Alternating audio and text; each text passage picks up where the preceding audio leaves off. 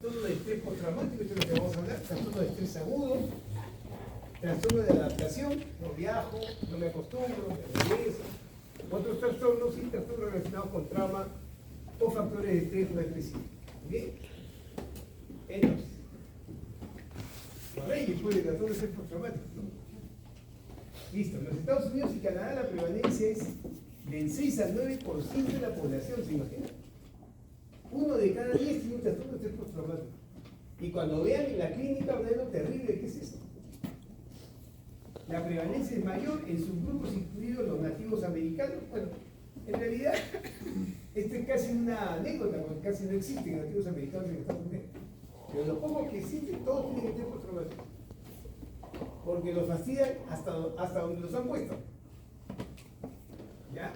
Instituciones asilares, refugiados de países donde el problema es endémico. ¿Bien? En el Perú, esta es la prevalencia de trastornos psiquiátricos en Lima. ¿Ven trastorno de estrés postraumático? No hay. O sea, no está entre los más prevalentes. ¿Dónde está la prevalencia? En la sierra. Bien. Trastorno de estrés postraumático. Después de la depresión, antes de la ansiedad, prevalencia. Estamos hablando de un total del 12% de la población como en Estados Unidos. Y ese producto, como les digo, el terrorismo. Para variar, más frecuente en la mujer. ¿Por qué más frecuente en la mujer? Bueno, lo mismo, ¿no? La mujer es falladita. Cuando hay guerra, el hombre muere de manera cruenta, no muere en la guerra. ¿Qué le pasa a la mujer? El sufrimiento es permanente. Todos los días. No se tiene que morir. Sería mejor que muriera. Pero no. Ella tiene que ver morir a sus hijos, morir a su familia, y encima son agredidas sexualmente. Todo eso le pasa a la mujer en la guerra. Además, muere agudamente por accidente. Pero si no, pasa todo por eso. Esa es la razón. Hay toda una discusión si realmente la mujer debería ser una población de riesgo. Me refiero a que una población que está más cercana a ser agredida. ¿No es cierto? Eso es verdad. Que se pare y diga que es el mundo paralelo. Ahora, lo que no significa que la mujer sea digna. Esa es la mala concepción de lo que significa, ¿no?, el género en general. No es que la mujer sea débil, sino que manda chanca. Esa es la verdad. Pasa siempre. Hasta hoy. Ahorita está pasando. ¿O no? Hay una chica que está acá. Eso es lo que pasa. Entonces, por eso es esta prevalencia. Fíjense que en Perú, por eso les digo, va a pasar. Y ahora estamos otra vez. Solo que ahora lo que está creando trastorno de estrés postraumático, ¿qué cosa es? La violencia civil. ¿Alguna vez nos había asaltado? ¿Alguien se había asaltado? No saben lo que significa un secuestro. El que sufre un secuestro nunca en su vida va a regresar a su nivel anterior. Nunca. Porque el estrés postraumático que se genera es irreversible. Pero uno le dice, oye, mira, lo mataron, ay, nos hablaron. Hay que estar muy pintada. No es que tenía plata, hasta que le pasa a uno. Y uno lo ve de lejos. No, como a mí no me ha pasado, no pasa por allá. Y eso está acá saliendo. En mi tiempo era saliendo. Yo enseñé bueno, os he comentado, yo he sido profesor de San Marcos 18 años. Hacía investigación en neurofisiología. Y uno en mi tiempo, cuando salías de la universidad, no sabías si ibas a llegar a tu casa. O te agarraron los policías o te agarraron los terroristas. Y así vivíamos. Yo dictaba clase con ustedes, o sea, el cuadrífero más grande, 320 alumnos. Eran tantas las veces que había disturbios y entraba la bomba lacrimógena y todo, que ya no se podía suspender la clase porque nunca íbamos a terminar. Pero yo dictaba, ya todo el mundo sabía. Comenzaba la bulla afuera, ¡ah! La policía, todo seguía dictando. Así nos seguimos adaptando. ¿Cuándo salimos del salón? Cuando entraba una bomba lacrimógena. Y la gente se quedaba tranquilita. Se despejaba, volvía a regresar. Así era. Entraba un terrorista, yo dejaba mi tiza, me sentaba y había que escucharlo. Así era. Llegaban ustedes a la clase y de pronto dos compañeros de ustedes ya no estaban. Y no lo veían nunca más. Y veían a mamás en las rejas, preguntando por sus hijos, nadie sabía dónde estaban. Así era. Eso genera estrés postraumático. Lo que pasa es que nadie se acuerda. Por eso uno ve todo eso de lejos, no cree. Yo he estado ahí, nadie me va a contar el cuento, yo he estado ahí, yo he sido alumno y profesor desde el año 90 hasta el año 2000. Yo he visto todo, de ambos lados. Pero nadie se acuerda. Todo el mundo así, no. Así vivíamos antes. Por eso que muchos de sus papás y sus abuelos se preocupan tanto, ¿no? ¿Por qué no llamas? ¿Por qué no avisas? Es por eso. Porque antes salían y no regresaban. Papá es un exagerado. Así era. Entonces, el trastorno de estrés postraumático es una afección grave, a menudo crónica y debilitante, y suele desarrollarse después de la exposición a un evento traumático que involucre una lesión real o amenaza. Puede ser solo amenaza. Vivir en constante amenaza puede producir un trastorno de estrés postraumático.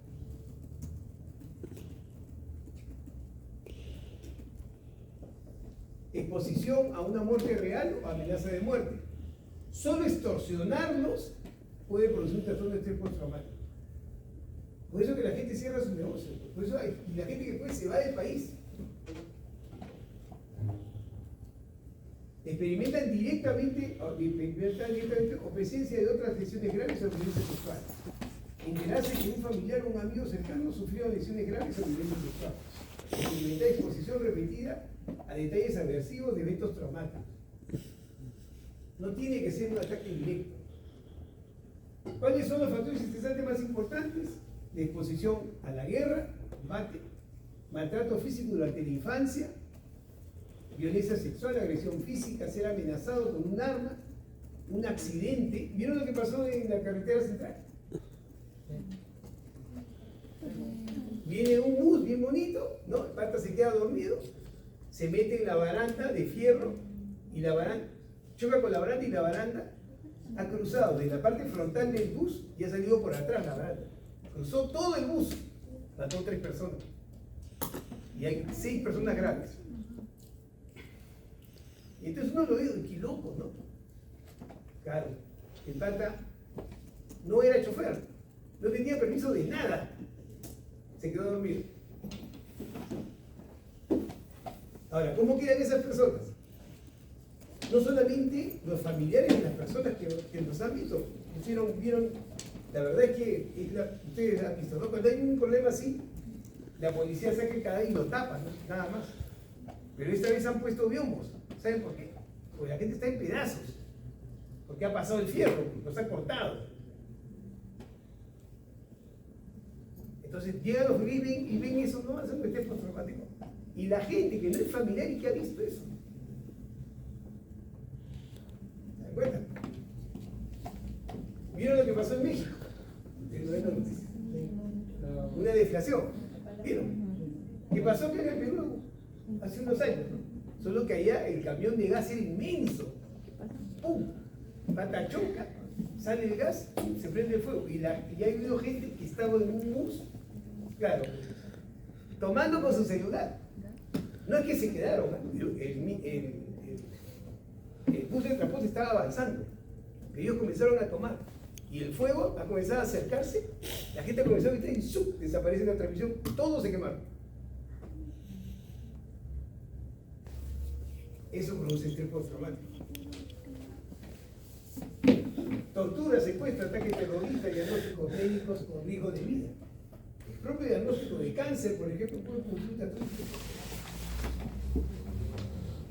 Factores de riesgo: pasar por un trauma intenso duradero, maltrato infantil. Maltrato infantil es el mayor factor de riesgo.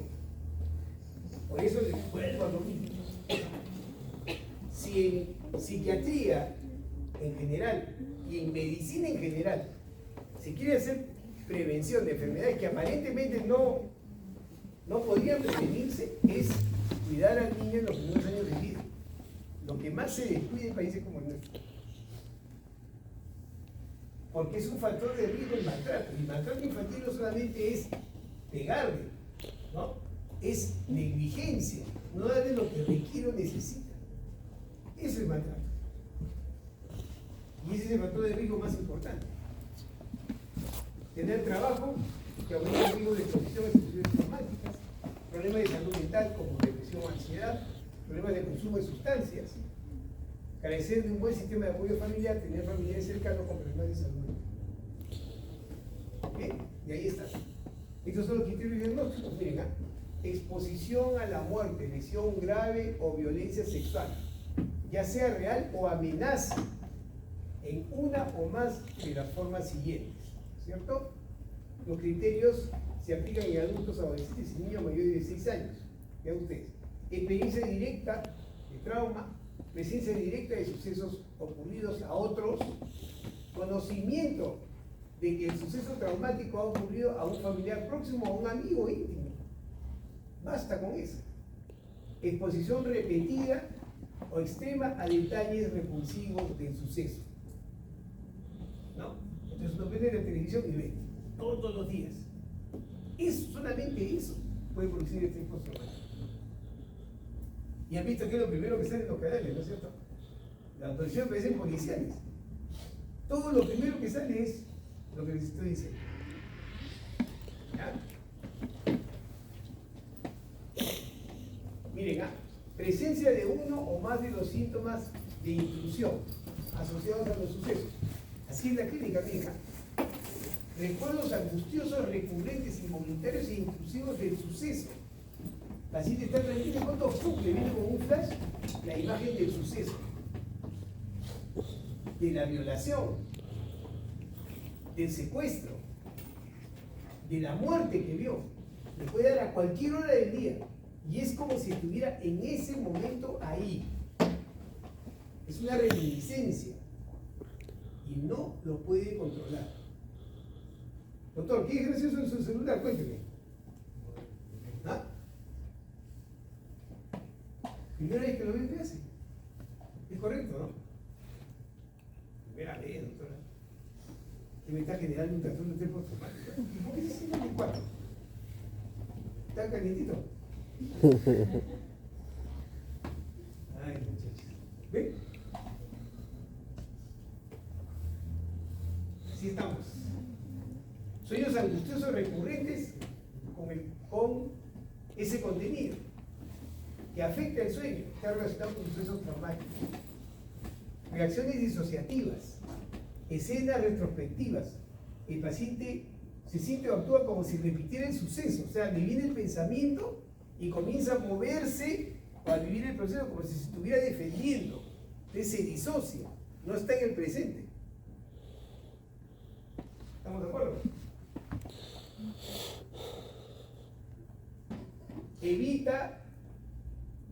Evitación o esfuerzo para evitar esos recuerdos, pensamientos, sentimientos angustiosos acerca de lo que había sucedido y se comienza a recluir. ¿Por qué? Porque cada cosa que ve, si lo que le ha pasado compromete situaciones de la vida cotidiana, va a evitar esa situación y puede terminar aislado en una habitación para evitar, a través del recuerdo, esa reminiscencia se vuelve a presentar. ¿Qué les parece? Estamos hablando de 10%, ¿ah? Es altísimo. Muy bien. Hay alteraciones cognitivas, alteración, incapacidad para recordar un aspecto importante del suceso. Uno puede inclusive tener una amnesia disociativa, que es una forma de protección. No pensar en eso. No pensar en la situación. Expectativas negativas persistentes y exageradas sobre uno mismo, los demás o el mundo. Es una sensación permanente de estar mal. Podría no tener reminiscencias, pero siempre está mal. Siempre se siente mal. Siempre siente que algo va a pasar, que hay peligro. Y está en alerta permanente, pero no sabe por qué. ¿De acuerdo? Cualquier situación responde con sobresalto, si es inesperada. Problemas de concentración, alteración del sueño. La duración de la alteración debe ser superior a un mes, pero puede pasar que uno sufra un trastorno, un proceso de estrés muy intenso y se presente posteriormente, no necesariamente tiene que ser inmediato. Puede presentarse en un mes, 2 meses, 3 meses. No tiene que ser inmediato. Usualmente es inmediato, pero no tiene que ser inmediato. ¿Sí? Entonces, cuando uno hace el diagnóstico tiene que especificar si hay síntomas disociativos, que les acabo de comentar, si hay personalización, ¿cierto? Experimentación persistente o recurrente, sentimiento de desapego. Uno no se puede relacionar con el otro. Comienza a tener dificultades para el apego. No se junta con los demás, se aísla. ¿Por qué? Porque lo que le ha pasado tiene relación con las personas. Y el otro es un estímulo discriminativo. Entonces, el apego comienza a desaparecer. La familia pasa a segundo plano. La preocupación por la esposa, los hijos, si es un padre, desaparece. Porque uno tiene sensación inminente de que algo va a pasar y ese algo está relacionado con la muerte. ¿Se dan cuenta? Desrealización, experiencia persistente o recurrente de irrealidad del entorno. Por ejemplo, el mundo alrededor del individuo se experimenta como irreal, como un sueño distante, distorsionado. Comprenderán que si hay síntomas disociativos, el trastorno tiene mal pronóstico, porque no se puede insertar conciencia de enfermedad. Es difícil insertar la realidad para poder implementar un tratamiento, porque uno vive en un mundo paralelo. Como les digo, la expresión puede ser retardada. Si la totalidad de los criterios diagnósticos no se cumplen hasta al menos 6 meses después del acontecimiento, aunque el inicio de expresión de algunos síntomas puedan ser inmediatos, pero puede ser hasta 6 meses después de haberse presentado el trauma. ¿Bien? ¿Qué es lo que sucede? Ahí está. ¿Qué se compromete? Fundamentalmente el sistema de condicionamiento al miedo. Eso es lo que se compromete. El sistema que condiciona el miedo. Se lo he dicho varias veces. Aquel sistema que me permite decir, esta situación es peligrosa, esta no lo es. Esta situación es irrelevante, esta es relevante. Ese sistema es el que me asegura no tener temor o tener temor dependiendo de la evaluación de esa situación. Entonces, ¿quién forma este circuito que regula el miedo? La corteza prefrontal medial, ya saben dónde está. La amígdala y el hipocampo. Acá entra el hipocampo, ¿por qué? Porque recuerden ustedes que el hipocampo es la estructura de la memoria. Pero no solamente eso, el hipocampo es la estructura que te permite identificar el aquí y el ahora. El hipocampo te permite sentir dónde estás, en qué momento. Te permite analizar el entorno, que es el aquí y el ahora. Por eso que el daño del hipocampo o una exacerbación de la función del hipocampo puede sacarte del aquí y del ahora y puede generar síntomas de irrealidad, si es que se altera. ¿Ya?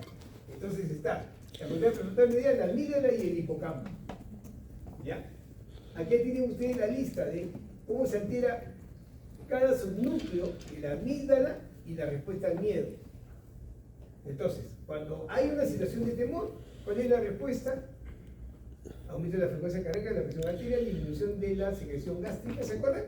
Se activa el sistema simpático, se inhibe el sistema parasimpático. Ya lo hemos conversado. Disnea, distrés respiratorio, aumento de la alerta, vigilancia y atención, aumento de la respuesta al miedo, conductas defensivas y congelamiento, y aumento de la eliminación de glucocorticoides, que ya lo hemos conversado. ¿Estamos de acuerdo? Entonces, este es el circuito que regula el miedo. De arriba a abajo, de abajo a arriba, como les decía. ¿Ya? ¿Muy bien? Y entonces, ¿qué es lo que se ha encontrado? Vean ustedes, esto es bien importante. Yo les he comentado, tenemos dos tipos de memoria, la memoria implícita y la memoria explícita. La memoria explícita es aquello que aprendemos porque nosotros lo queremos aprender. En la memoria explícita interviene la conciencia. Por ejemplo, ahorita, lo que están aprendiendo lo van a memorizar en su memoria explícita. Pero también tenemos memoria implícita, que es aquello que aprendemos sin que intervenga la conciencia. ¿No es cierto? Por ejemplo, ¿he escuchado eso de es como aprender a montar bicicleta, uno nunca se olvida? Bueno, montar bicicleta, por ejemplo, se aprende en la memoria implícita.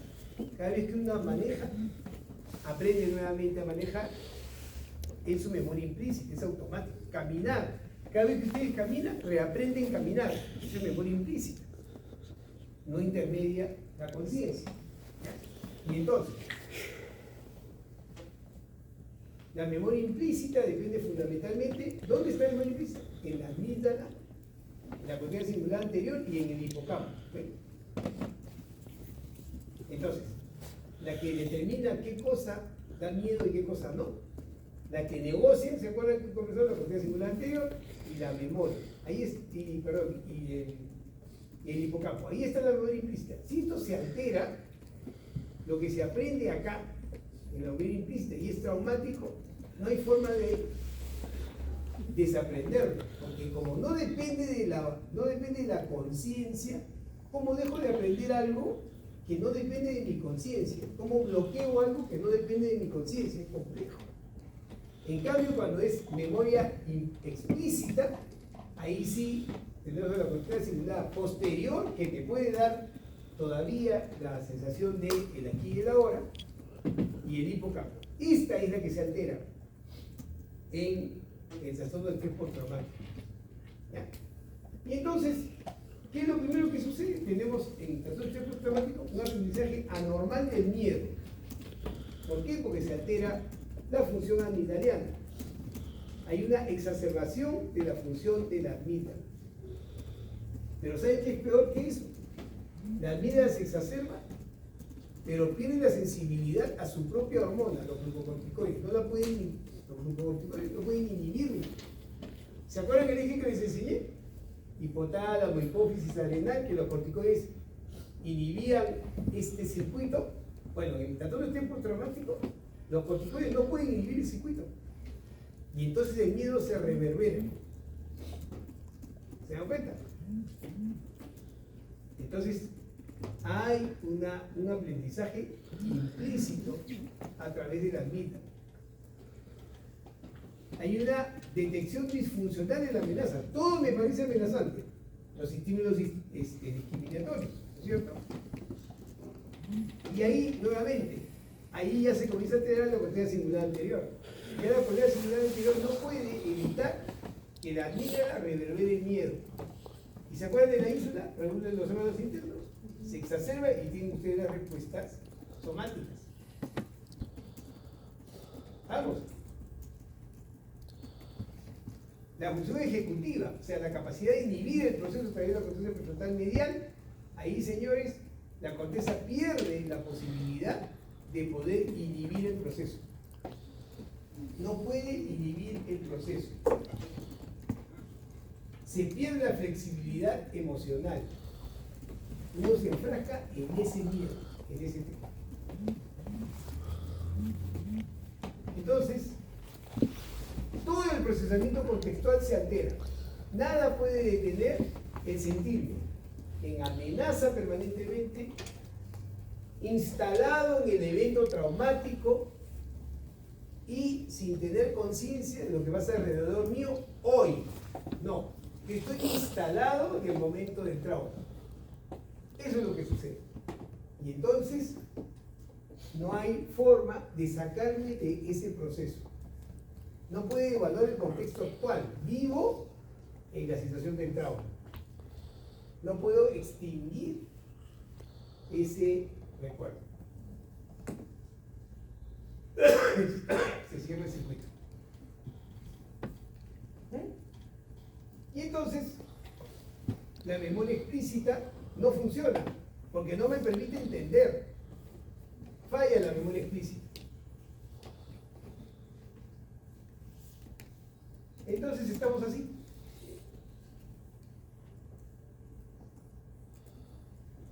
Se establece un aprendizaje de miedo permanente, detección de amenazas se altera, la función ejecutiva no puede regular las emociones y no puedo ubicarme en el contexto.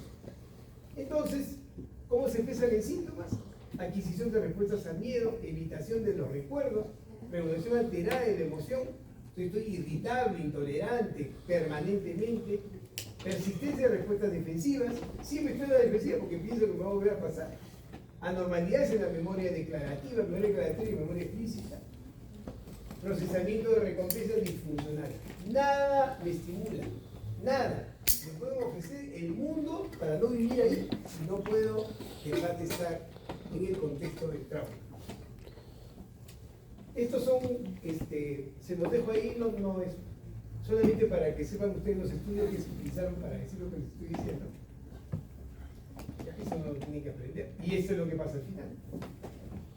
Falla el hipocampo, aumenta el eje hipotálamo cerebral, pero el cortisol no es capaz de inhibir el sistema del miedo. Eso es lo que pasa. Entonces, cuando comparamos depresión con ansiedad, ¿se acuerdan? En la depresión el eje está alterado, ¿recuerdan? Pero los corticoides sí pueden inhibir el eje. Pero en el trastorno de estrés postraumático no hay forma de inhibir el eje. ¿Se dan cuenta?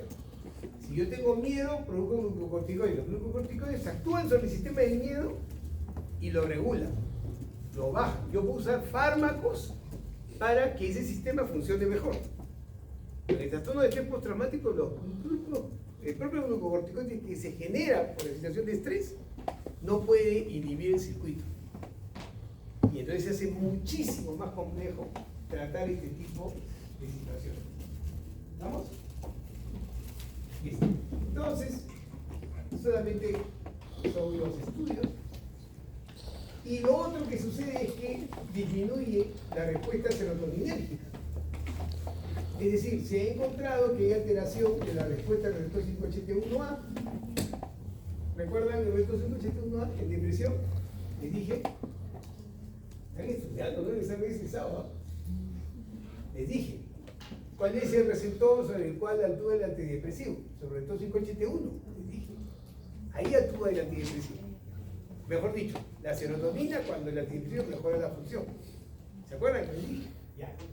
En el trastorno de estrés postraumático, este receptor falla.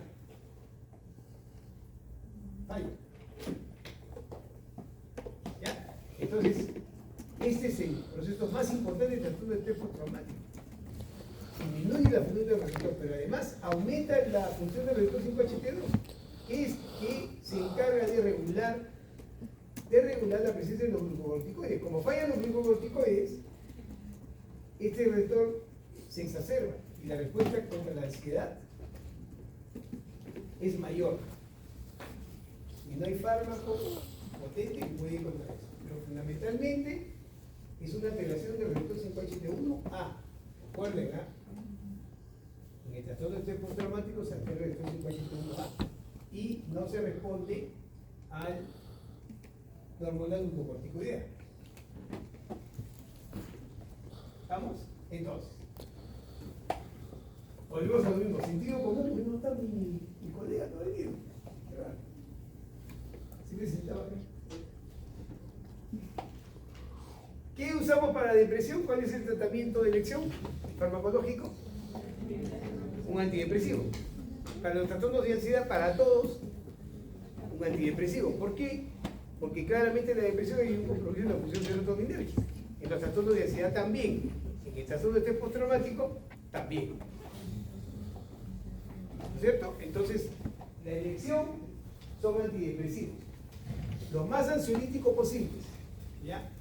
Y ¿se acuerdan que les dije? En la depresión se usan los antidepresivos, el 70% de los pacientes responden al primer antidepresivo que le dan, no importa qué tipo sea. Y les había dicho, en la ansiedad las dosis antidepresivas doblan las dosis. Es decir, Si yo tengo un paciente con depresión y le doy 50 miligramos de sertralina, que es la dosis mínima, el 70% responde. Pero en un trastorno de ansiedad, usualmente responderán quienes toman 100 miligramos, dobla la dosis. En el trastorno de estrés postraumático y en el trastorno obsesivo compulsivo, las dosis siempre son mayores. Son mayores. ¿Ya? Entonces, de primera línea, antidepresivos. De la campeonato de serotonina, pero ¿cuáles? No todos. Los que claramente tienen ventaja son fluvoxamina, paroxetina y sertralina. Pero el rey de todos es la paroxetina. Lejos. Escuchen, ¿ah? La paroxetina es de primera elección en los trastornos de estrés postraumático. Esta es la más ansiolítica de todas. Primera línea. ¿Ya? O, si hay, tiene alguna inconveniencia, con un dual. ¿Se acuerdan? Ya, inhibidor de catalización de noradrenalina, venlafaxina. Ambos son de primera línea. Eso es lo que me interesa que sepan. ¿Ya? Pueden haber otras alternativas, pero estas son lejos las más eficaces. ¿Ya? Dosis altas. ¿Ya? Y vean ustedes, dosis recomendadas, paroxetina, 20 a 60 miligramos. 20 a 60 miligramos, son dosis altas. Sertralina, 50 a 200 miligramos. ¿Estamos de acuerdo? ¿Cuál es la regla de oro para empezar a tomar un antidepresivo? ¿Cómo se debe medicar? A ver, estudia. ¿Cómo se debe medicar? Muy bien, doctor. Primero, suave. Nadie nos corretea. Despachito. Media tabletita. 6 días, una tableta. Observamos 15 días o un mes. Porque ¿cuánto se demora en hacer efecto antidepresivo? 7 a 21 días. Miren, miren, ¿ah? 7 a 21 días. ¿Cierto? Bueno, pero puede citar al paciente en un mes o puede citarlo en 15 días si está muy movido. ¿Cierto? Pero ustedes deben haber hecho una escalera corta inmediatamente y después una tercera. Me da gusto lo que conteste, ¿verdad? El examen es examen. Ya. El examen, si ustedes han venido a... Es lo que yo les digo. Si no han venido a clases y han estudiado el PPT,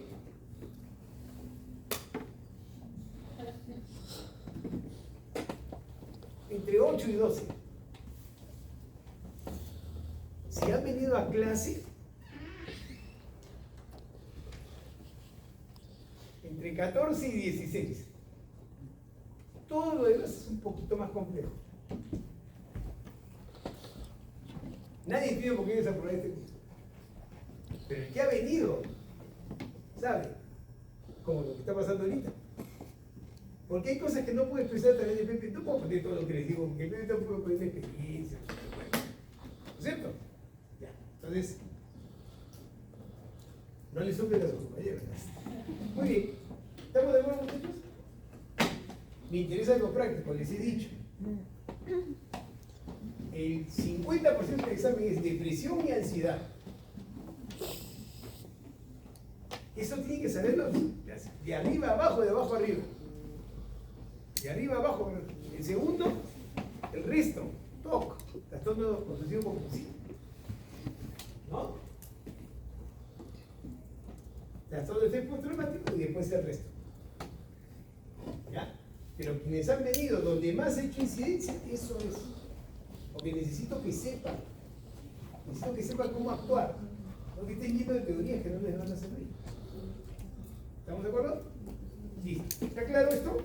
Pueden usar benzodiazepinas, pero la misma regla. ¿Cuánto tiempo se puede usar una benzodiazepina? Si un paciente tiene un trastorno de ansiedad, ¿cuánto es lo que se recomienda? ¿Cuánto? Díganlo. No, todavía no es el examen.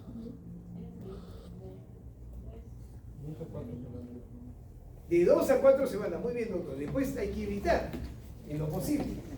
¿Ya? Después hay que evitar en lo posible. Y hay que tener cuidado, porque el paciente puede hacer dependencia. ¿Ya? Si el paciente con trastorno de estrés postraumático puede tener procesos psicóticos breves, entonces usan antipsicóticos, pero estos señores, si esto pasa, ustedes tienen que derivar al paciente. Esto ya no les corresponde. Pero vuelvo a repetir, ustedes hacen el primer paso, ayudan al 70% de los pacientes. Déjenos a los especialistas el resto. Tienen también que saber derivar. ¿Ya? ¿Sirve la terapia? Sí, la terapia, se ha encontrado que la terapia más eficaz es la terapia cognitivo-conductual, pero mucho más eficaz es la combinación de terapia con fármaco. Mucho más eficaz. No hay elección, no es una u otra. Si el sistema de salud lo permite, ambas cosas. Si no lo permite, el fármaco. De todas maneras, hacer buena alianza con el paciente y ustedes sostener al paciente en la consulta. No tienen que ser expertos, ni tienen que ser terapeutas. Es una cuestión de sentido común. ¿Cómo se vincula con el paciente? Se los he dicho varias veces. ¿No? Ustedes, como un paciente de esta área, ustedes no pueden ser inquisitivos. ¿No? No pueden cuestionar. ¿No?